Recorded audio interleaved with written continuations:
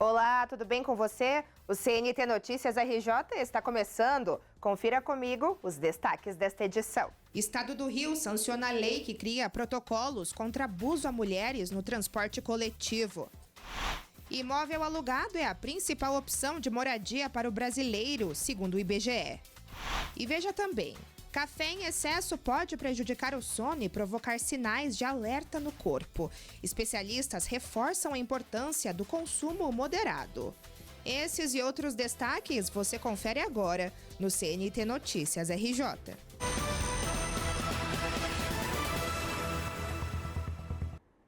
E olha só, o estado do Rio de Janeiro tem uma nova lei para proteger as mulheres no transporte coletivo. Foi sancionada a Lei 11.160, que cria medidas de prevenção e combate ao assédio em ônibus, táxis e carros de aplicativo.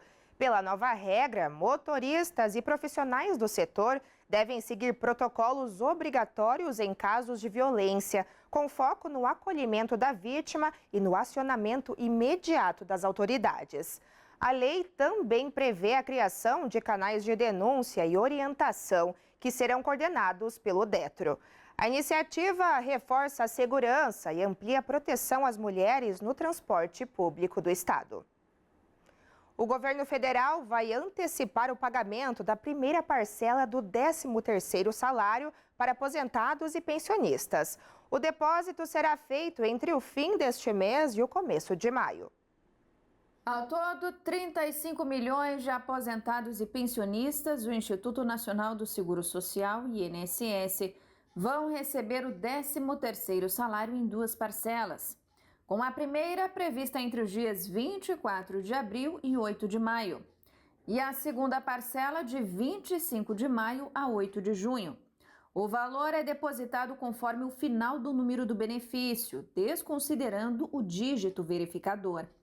A medida deve injetar cerca de 78 bilhões de reais na economia, com o objetivo de aumentar a circulação de dinheiro e aliviar o orçamento das famílias. Tradicionalmente, o pagamento acontece apenas no segundo semestre, entre agosto e novembro. A antecipação ocorre em um cenário de endividamento no país.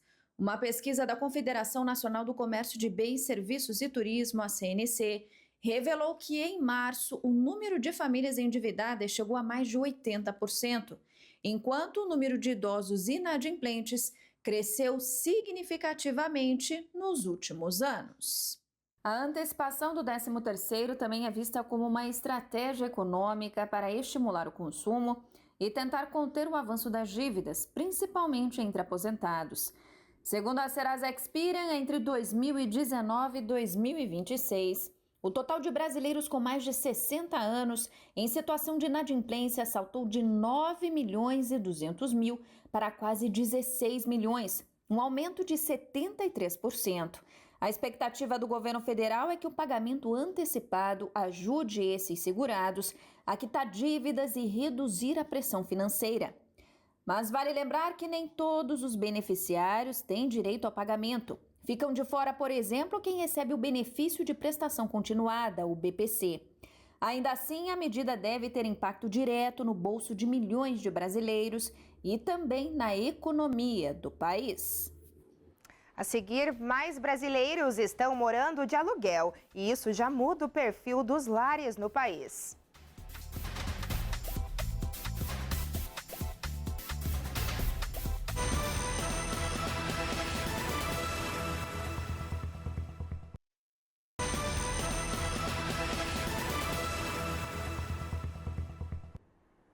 O IBGE divulgou um novo estudo que mostra como mudou o perfil dos lares brasileiros entre 2016 e 2025.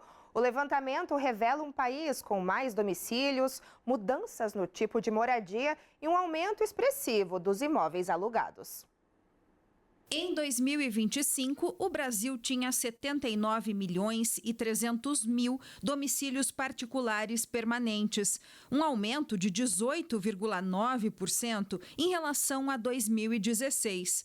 Os domicílios alugados cresceram 54,1% em 10 anos no país, passando de 12 milhões e 200 mil para 18 milhões e 900 mil.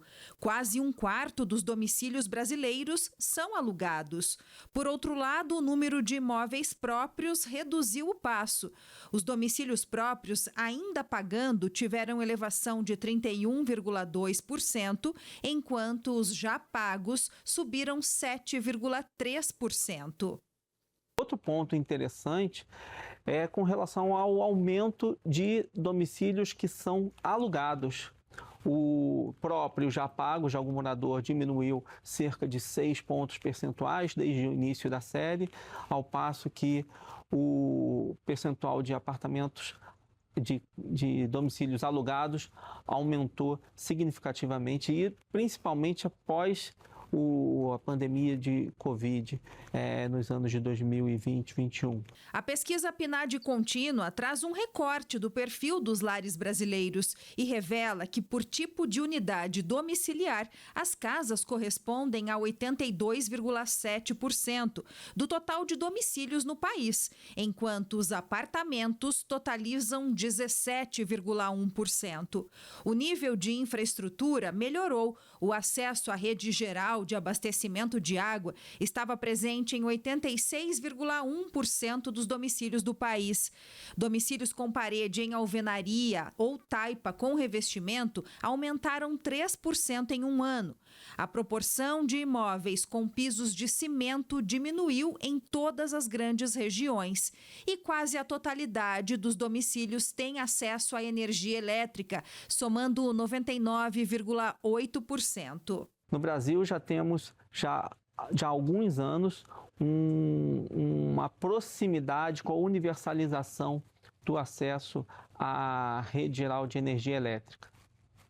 Onde há uma maior dificuldade de acesso a essa rede de abastecimento de energia elétrica é no setor rural, principalmente na região norte. No entanto, quando nós olhamos além da rede geral de energia elétrica, ou seja, pegamos as fontes alternativas, esses percentuais da zona rural caem bastante, chegando em torno de 2,4% dos domicílios que não têm acesso à rede geral. A pesquisa também avaliou bens duráveis de consumo. Entre os bens mais consumidos no Brasil no período, a pesquisa mostrou que a máquina de lavar roupa foi o item mais adquirido, com expansão de 70,4% em 2024, passando para 72,1% em 2025. Em segundo lugar, aparece a motocicleta, que registrou expansão de 25,7% para 26,2%, seguido do item carro, que expandiu de 48,8% para 49,1%. E no próximo bloco, os efeitos da cafeína no organismo e os sinais de que o consumo pode estar passando do limite.